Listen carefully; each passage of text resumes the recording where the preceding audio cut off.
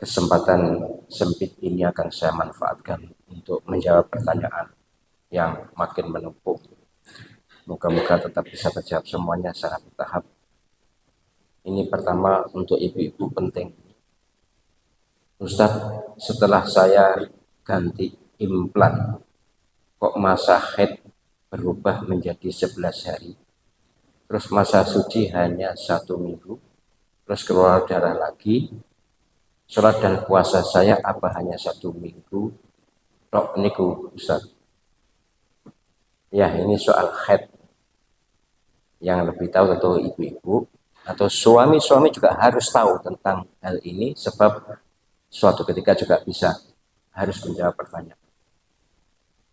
Begini, ini ada dua pendapat. Yang pertama menyatakan jika masa haid itu acek konstan terus-menerus, misalnya sepekan atau 7 hari misalnya, atau 8 hari, pokoknya acek, maka yang digunakan ngitung yang acek itu. Ya sudah, biar keluar darah ya berarti istikhadah. Berarti masa haid ya 7 hari itu atau 8 hari. Yang lain masa suci. Walaupun keluar darah dianggap masa suci, darahnya darah istikhadah. Hanya cukup dicuci, tidak perlu mandi besar. Yang dianggap haid hanya 7 atau 8 hari itu, yang acek tadi. Yang tidak boleh sholat, tidak boleh puasa. Selebihnya walaupun keluar darah harus berpuasa. Itu pendapat pertama yang cenderung klasik.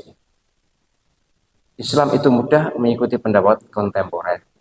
Pendapat yang kontemporer itu, ya kalau memang sudah berubah menjadi masa 11 hari, dan itu acek juga 11 hari, ya sudah, masa haidnya 11 hari, karena masa haid memaksimalkan 15 hari. Itu masih 11 kok. Berarti masa haid 11 hari, jika acek. Kemudian setelah sepekan keluar darah lagi, kan belum 1 bulan dari 11 hari, tadi masih ada 19 hari kan. Setelah 1 minggu ternyata haid, keluar darah lagi, darah istikhadah namanya. Jadi pokoknya masa suci, masa haid itu ya 1 bulan. Kalau 11 hari berarti 30 hari dikurangi 11, masa sucinya berarti 19. Kalau penjenengan misalnya masa haidnya 7 hari, maka masa sucinya harus 23 hari. Kalau masa haidnya 15 hari, maka masa sucinya juga 15 hari, begitu.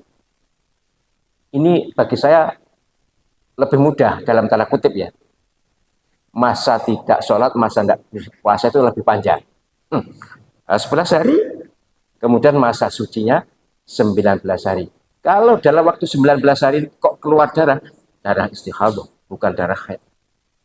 Ngoten nggih, bisa ya ibu-ibu, saya yakin ngerti, langsung ngerti kalau ibu-ibu. Nek bapak-bapak kita tuh pelonga-pelonga aja. Soalnya gak tahu haid.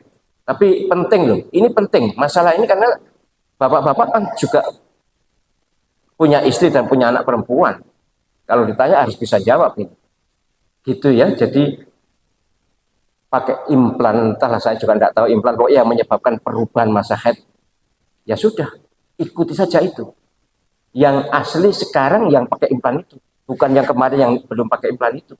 Itu Islam itu, versi Islam itu mudah adalah mengambil pendapat yang lebih mudah, lebih menguntungkan perempuan, lebih lama masa haidnya.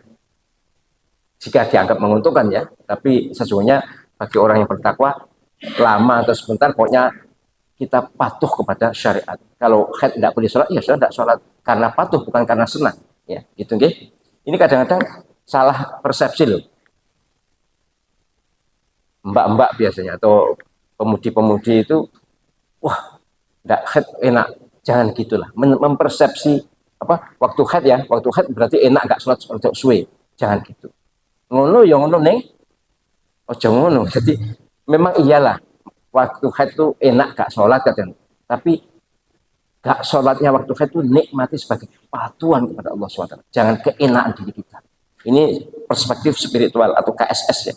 Orang KSS itu condong segalanya dikaitkan dengan kepatuhan kita kepada Allah Subhanahu Wa Taala. Soal syariat memang harus dipatuhi, harus dipatuhi. Tetapi modusnya, motifnya adalah at-ta'ah, taat. Ranking tertinggi hikmatut tasyrik, ranking tertinggi irfani spiritual kan kepatuhan, nilai kepatuhan, nilai at-ta'ah itu yang tertinggi, vibrasinya paling besar dalam kehidupan spiritual.